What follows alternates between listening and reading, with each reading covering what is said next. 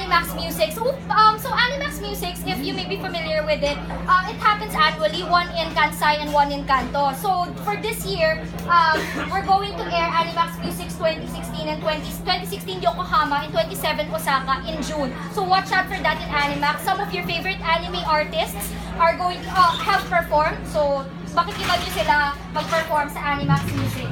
Next. So the next title we have is Servant. This one's pretty popular. Are you familiar with Servant? So it's about this boy, Mahiro, like para siyang Matoy the Sacred Slayer but for boys.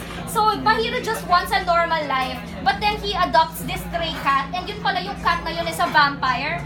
And so after that, his life is not normal anymore. But it's a comedy, so it's pretty exciting, and it's very popular din in the online community. So you might come across this sa mga international fans. So, and next we have Handshakers. This one was made by the same people who produced K. You familiar with K, Return of Kings? Yeah. Okay, so it's made by the same people. So you will actually see that the artwork is kind of familiar. Medyo pareho eh. Handshakers is about people who can summon Nimrods. It's a kind of special power, but they can only do that when they find their match. So hindi mo alam sino yun, para siyang soulmate. When you hold their hand, makakalabas kayo ng power.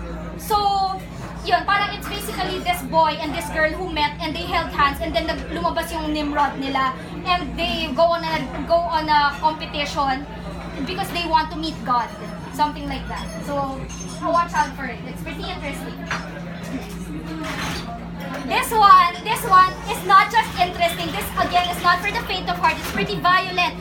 And Terraform Mars, Revenge. Are you familiar with Terraform Mars? Yes.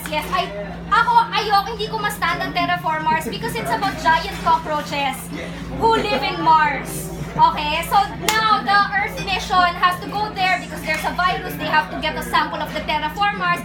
Pero of course, like in any horror movie, something goes wrong and they need to fight these giant cockroaches in order to survive. So very, very gory, very violent. If you like that kind of thing, this is for you. Next.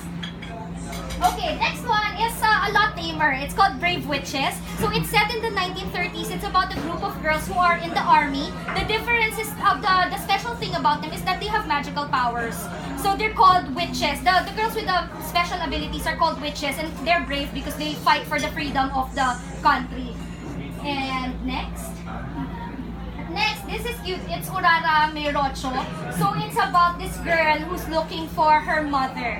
Parang basically yun yung pinaka-premise niya. But as you can see, the art is very beautiful. It's made by the same people who produced Little Buster's Refrain and also our current simulcast titles, Alice and Zorro. And also, July 9 next. Okay, before I end yung part ng June, I'm just going to say na if anyone here is a fan of Assassination Classroom, you'll be happy because there's going to be a marathon of Season 1 in June. So every weekend may marathon ng Assassination Classroom Season 1, and in July,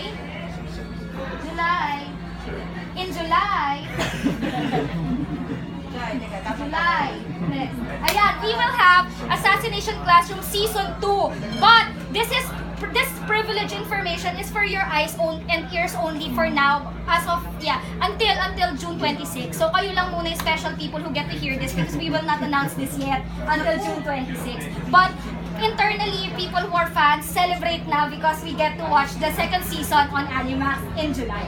So that's it for Animax. And then we're going to have a game where we will test your otaku skills. Okay. But before that, I want to Sony kasi